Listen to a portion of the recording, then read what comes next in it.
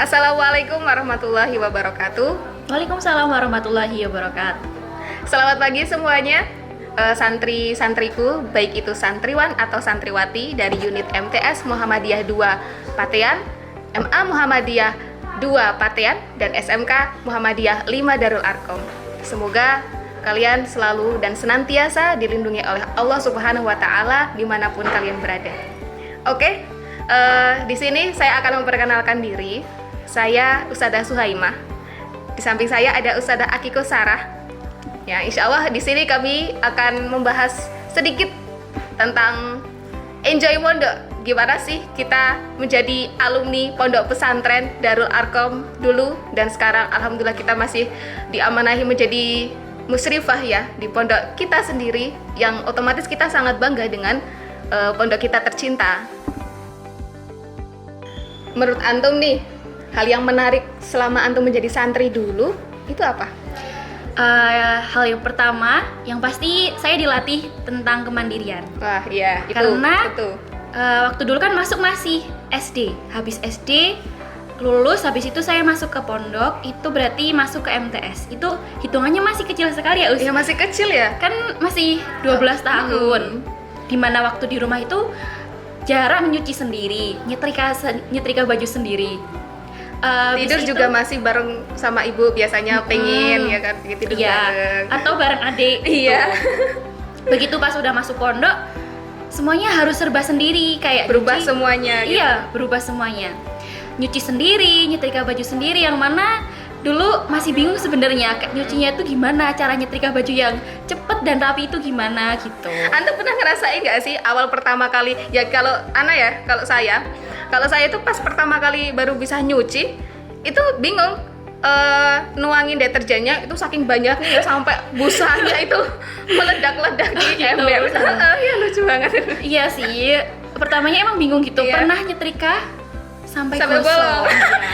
Padahal itu seragam Ustazah, jadi seragam saya bolong sampai Ya terpaksa harus beli itu, lagi kalau kayak iya. gitu. Ya nggak mungkin kan kita mau pakai kerudung bolong juga. Tapi itu sangat berkesan sekali sih. Jadi kayak buat kenang-kenangan gitu. Kita punya salah satu kenang-kenangan dulu pernah mondok, pernah gosongin pakaian. Gosongin pakaian terus. Apa? Ya enggak Ustazah. Kemudian apalagi ya? Antri. Kita belajar Antri, bersabar oh iya. karena di sini semuanya kan banyak teman-teman dan Antri mandi. iya, antri mandi, antri makan. makan. Iya. Dulu kalau di rumah kan mandi tinggal mandi, makan tinggal makan. Kalau sekarang harus antri. Bahkan sampai 10 antrian kita harus ngantrinya kan. Iya. Ya seperti itu. Kemudian apa ya? Kalau di sini bisa sharing sama temen gitu, dapat teman baru tentunya. Dulu waktu saya masih masuk itu saya masih belum kenal siapa-siapa karena benar-benar sendiri dari sekolah saya ataupun keluarga saya belum ada yang masuk sini. Dan alhamdulillah tuh ada teman-teman saya tuh baik dan ngajak gitu loh. Ayo Teman-teman Akiko. baru yang ketemu di pondok itu. Iya, teman-teman baru itu. Ya apalagi kita satu seperjuangan Iya. bareng-bareng jauh dari orang tua, yang kita punya selama di pondok ya temen. Ya kan ya otomatis ya temen nggak cuma satu, bahkan satu kamar satu komplek itu kan bisa jadi teman semuanya kan ya. Dan teman tuh nggak harus yang apa ya, yang satu sekolah dulu pernah satu sekolah bareng. Iya, Teman baru itu juga bakal jadi teman baik kita nanti. Terus yang saya masih ingat nih ya, kalau dengar jaros, Iya. Kalau bel. denger jaros langsung kita harus Kita tuh lebih takut sama jaros daripada sama hantu, mending kayak lihat hantu gitu. Jadi kalau bel udah dibunyikan sama kakak Usda ya, misal bel ke masjid. itu langsung udah pakai mukena, udah yang penting udah lari dulu ke masjid sampai walaupun masjid. mukenanya Entah itu kita miring-miring belum atau wudu. gimana, ya. Iya. Langsung Lucu sekali ya, cus Allah. ke masjid. Saking takutnya ya ampun, lari sampai terbirit-birit. Kemudian apa ya, di sini kan ustadzahnya juga banyak, jadi kita bisa menuntut ilmu dari banyak ustadzah. Kita bisa sharing kalau misalnya kadang kita ngerasa nggak betah atau kangen, terus kita minta sharing ke ustadzah gitu. Nanti ustadzahnya bakal kasih solusi, bakal kasih nasihat gitu. Iya, itu juga salah satu hal yang saya rasakan ya selama di pondok itu, yaitu kasih sayang dari ustadz-ustadzah. Ketika kita jauh dari orang tua, saya merasakan memiliki orang tua baru yaitu ustadz-ustadzah. Ketika misalkan ya nggak betah pengen pulang, Terus habis itu ada yang memperhatikan, kemudian ustadzah datang ke kamar, misalkan nangisnya di kamar, kemudian dinasihati, diceritakan hal-hal yang menarik. Jadinya kan kita lupa sama kesedihan kita. Itu yang salah satu hal yang apa namanya ya, yang Sangat saya berarti. rasakan, iya sangat berarti sampai sekarang. Mungkin kalau bukan karena berkat ustadzah yang pada waktu itu selalu menasihati, memotivasi, mungkin saya nggak akan sampai lulus. Ya, luar biasa sekali jasa beliau-beliau. Kalau antum mungkin ketika OSDA bagaimana? Ketika Kita OSDA, kenalin dulu mungkin Oh, iya, OSDA tuh apa? jadi kalau di sini, kalau di luar itu kan ada OSIS, kalau di sini namanya OSDA, Organisasi Santri Darul Arqam. Nah, setiap santri kalau yang SMK itu pasti akan menjadi OSDA, di mana itu waktu kelas 5 SMK atau MA ya. Ya kurang lebih kelas 5 semester 2 ya. Ya, jadi kita di OSDA itu belajar tentang organisasi gitu. Belajar tentang bagaimana gimana caranya kita menjadi seorang pemimpin, bertanggung jawab. menjadi seorang uswah juga buat Iya. adik-adik kelas. Uswah apa ya? Contoh bagi adik-adik kelas. Jadi gitu. contoh. Terus amanah ya, Iya, kita tuh kan amanah. dikasih amanah untuk ibaratnya kita kakak gede gitu, harus mengajarkan yang baik-baik kepada anak itu, kepada adik-adik itu kan suatu amanah yang berat sekali, ya kan? Apalagi menjadi uswah itu nggak gampang, kita sudah tahu kan. Tapi disitulah kita jadi belajar gitu loh, Ustaz. Iya. Belajar gimana caranya leadership gitu loh, Iya. kepemimpinan. Gak cuma kepemimpinan tentang organisasi, tapi kepemimpinan diri sendiri juga. Karena di situ kita yang harus mimpin adik-adik, berarti kita harus lebih mampu untuk memimpin diri kita sendiri. Iya sih, suatu tantangan, tantangan. Wah, jadi anak kelas 5 KMI sudah dikasih suatu hal yang menarik kayak gitu. Iya. Itu suatu hal yang kayaknya nggak bisa ditemukan deh di luar pondok. Hanya Iya, ada karena- kalau kita di pondok pesantren. Karena 24 jam kita Iya. mengurusi Dari adik-adik. bangun tidur sampai tidur lagi. Ya, kita bangunin, habis itu kita apa ya, menyuruh, bukan Ya, menyuruh, kita ngajak ke masjid. ngajak ke masjid. Dan jumlahnya itu nggak cuma 1-2 orang atau 10 orang, belasan orang, ratusan orang yang kita ajak. Nah, Kalau itu misalkan salah satu. ketika ada kesalahan ya Iya. ya kita negur, kita kasih arahan, kita kasih motivasi supaya kedepannya tidak bersalah lagi, tidak melakukan kesalahan lagi. Itu menarik sekali. Memang di awalnya berat ya, harus kayak nasihatin orang, nasihatin teman sendiri gitu. Cuman itu akan berjalan sesuai alurnya gitu. Terus nih menurut antum, Ya. kita kan ada ekskul kan ya, ada yang wajib, ada yang boleh milih kan. Kita pilihan sesuai dengan passion kita tuh pengen ekskul yang mana. Menurut antum, ekstrakurikuler yang mana yang menurut antum tuh itu tuh antum banget gitu loh. Ada Yang gue nggak? banget. Iya, yang gue banget. Ekstrakurikuler favorit saya itu Hizbul Wathan sih, Ustazah. Oh, karena oh iya iya. karena mungkin saya suka yang rame-rame, suka bernyanyi, suka yang loncat-loncat. Pokoknya nggak monoton hanya duduk gitu ya. Iya.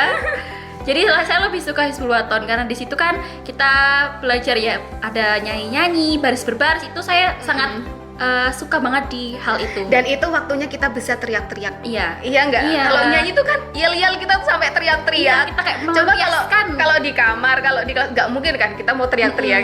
Bener banget. Ya, itu ajang Asik kita untuk- sekali. Habis untuk itu kan asik-asik. Hizbul Wathan juga ada seperti apa ya, rihlah atau apa ya, jambore ya, Us? Iya. heeh. Perkemahan Kamis Jumat. Ya kalau kita artikan perkajum. Nanti kita bakal halang rintang. Iya, itu sangat seru sekali sih. Sangat seru sekali. Iya. Ya emang kalau HP seru. Karena harus ke sawah-sawah, ke kebun-kebun gitu buat nyari nyari apa, Us? Nyari yang sesuatu yang disuruh sih. Iya sih, kayak Kadang nyari bendera koin, gitu-gitu. kadang nyari bendera. Sampai ya. berlumpur-lumpur tapi kita tetap happy. Sampai mungkin berangkat kita masih rapi, pulang-pulang udah cembong sana sini. Iya. Kalau antum sendiri ekstrakurikuler yang paling favorit apa, Ustaz? Semuanya menarik sih. Oh, gitu. Iya, suka semuanya. Nah, kalau disuruh milih susah, emang susah. Tapi kalau terpaksa suruh milih apa ya? Muhadharah. Oh, muhadharah, pidato ya? Pidato 3 bahasa ya, bahasa Indonesia, bahasa Arab, juga bahasa Inggris. Ya, sekilas sih emang pertama kali denger muhadharah, wah berat ini. Apalagi bahasa Arab juga belum bisa kan, Iya. pertama kali mondok. Terus bahasa Inggris juga dulu paling pelajaran di sekolah nggak praktek gitu. Iya. Pusing. Terus habis itu hal yang lucu nih, saya mau cerita sedikit. Pertama kali dapet disuruh pidato tuh pidato bahasa Arab. Terus saking nggak bisanya ya, udah Bismillah maju sampai depan. Waduh gimana ya? Terus apa yang saya baca? Saya baca ayat Al-Quran. Saya baca ayat Al-Quran dan teman-teman yang mendengarkan aja tuh, kaget. Terus nadanya gimana nadanya? Ya misalkan, ya biasa, Bismillahirrahmanirrahim, Alhamdulillahirabbil alamin. Saking belum Iya. taunya ya pas itu ya. Saya mikirnya gini sih, daripada nanti dimarahin, nggak mau ya, nggak enak loh dimarahin. Udah Bismillah maju aja, yang penting berani. Terus habis itu evaluasi. Konsultasi sama ustadzah, saya belum bisa muhadharah dimotivasi. Akhirnya tak coba menarik tuh muhadharah. Oh, iya. Malah menjadi seneng kalau setiap minggu ternyata ada muhadharah. Pasti sering ikut lomba muhadharah. Dan awalnya kan emang demam panggung tuh. Dari muhadharah itu kan karena ditonton banyak teman-teman sendiri, terus juga ada kakak-kakak usda juga di situ, ada ustadzah juga.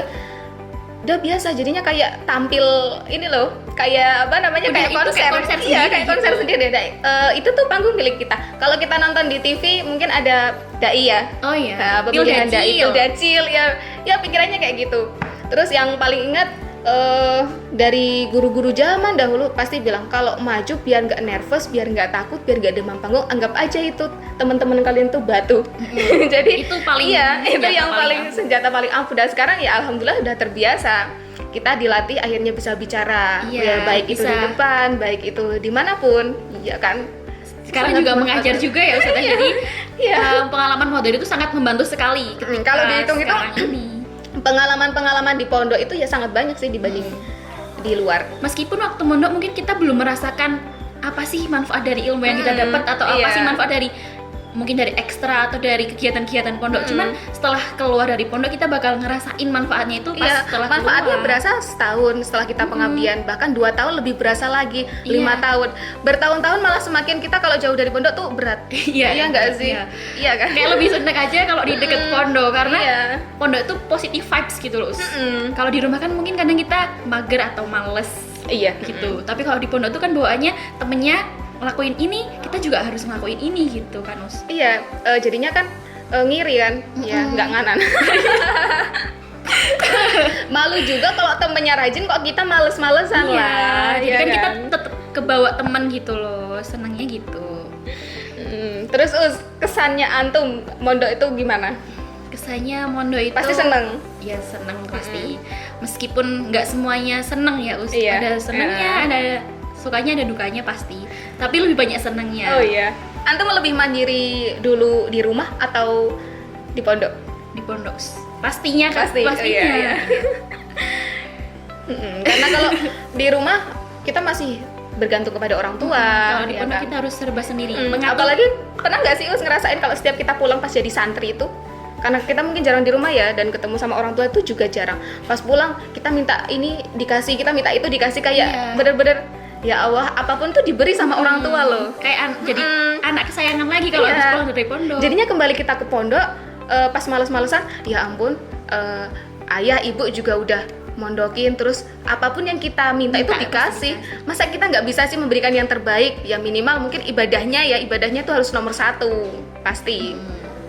Nggak cuma 17 rakaat, pasti ada kita puasa Senin Ada Kamis, sunahnya, ya. rawatibnya, tahajudnya. Kemudian iya, bahkan 40 rakaat ya sehari, dalam sehari duhanya itu juga. 40 rakaat.